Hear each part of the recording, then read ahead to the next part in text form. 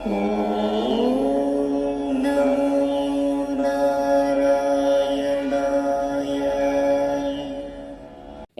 நமஸ்காரம். குருவாயூரப்பனோட பரிபூர்ண அனுகிரகத்துல ஸ்ரீமன் நாராயணியம் நம்ம எல்லாருக்கும் சேவிக்கக்கூடிய ஒரு சந்தர்ப்பத்தை குருவாயூரப்பனே அமைச்சு கொடுத்திருக்கார்.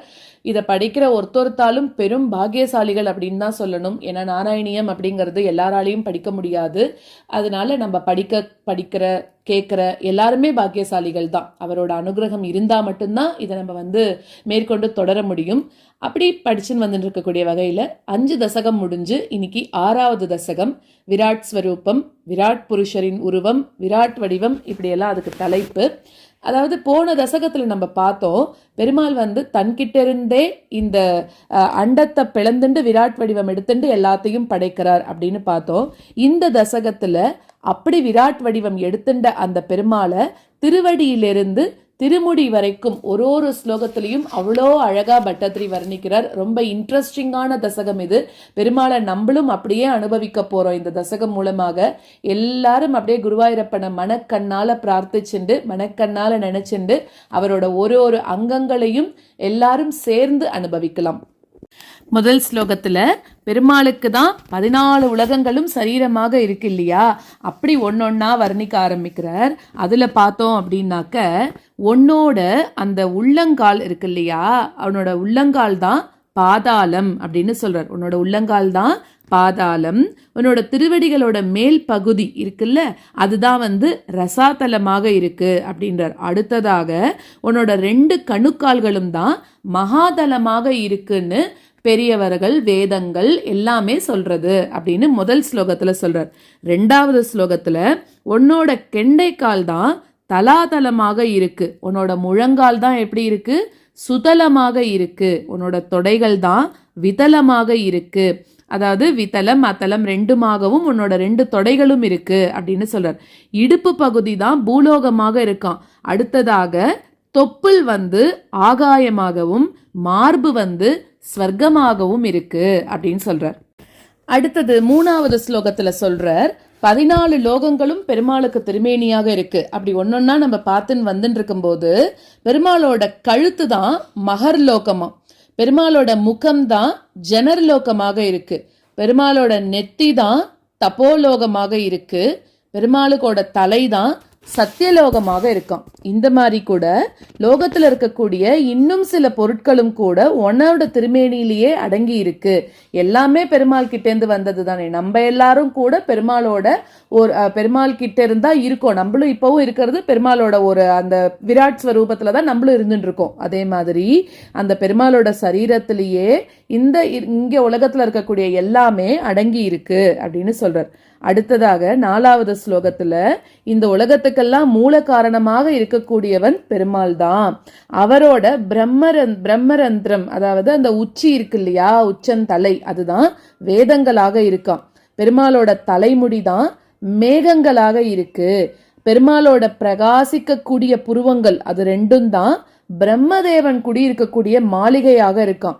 பெருமாளோட கண் இமைகள் தான் அதோட ராத்திரி பகலாகவும் கண்கள் 2ம் சூரியனாகவும் இருக்கு அப்படின்னு 4வது ஸ்லோகத்துல சொல்றார்.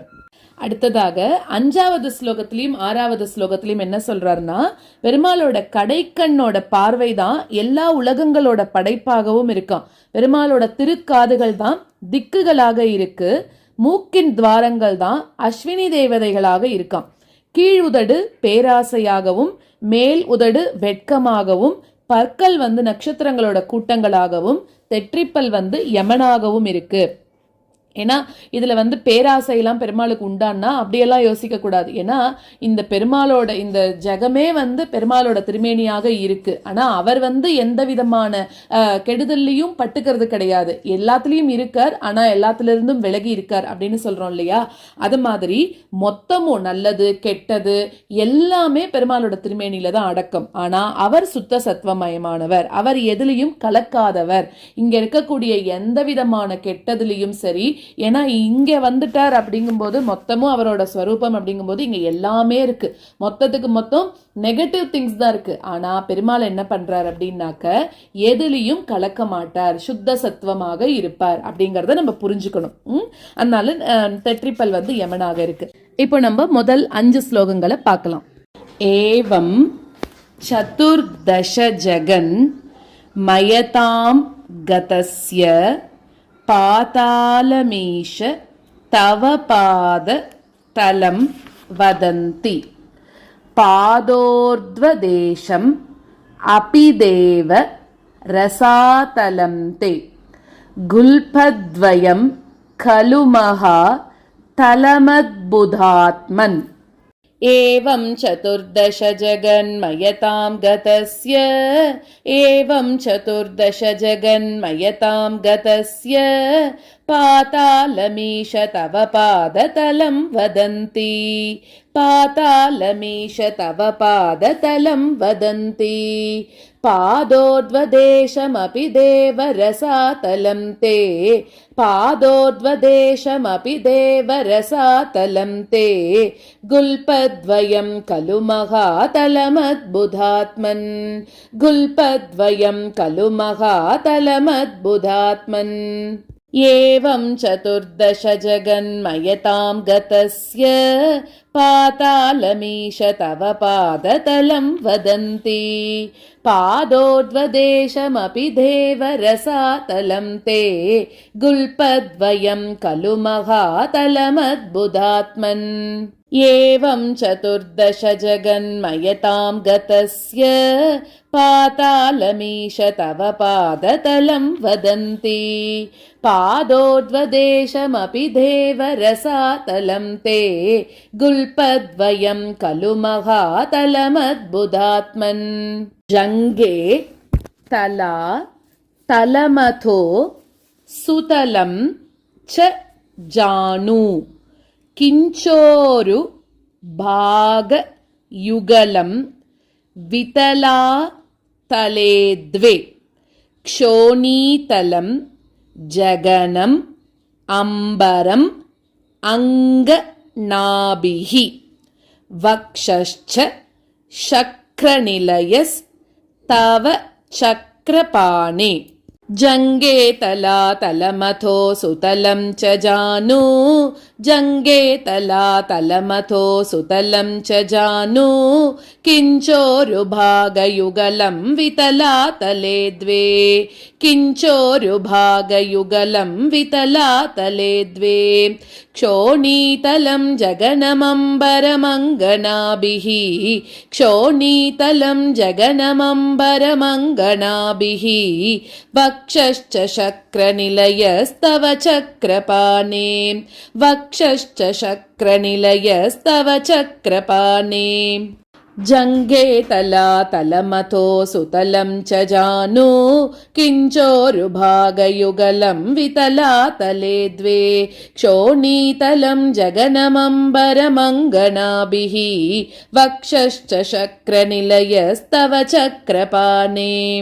जङ्गे तला तलमथो सुतलं च जानु किञ्चोरुभागयुगलं वितला तले द्वे क्षोणीतलं जगनमम्बरमङ्गनाभिः वक्षश्च शक्रनिलयस्तव चक्रपाणे.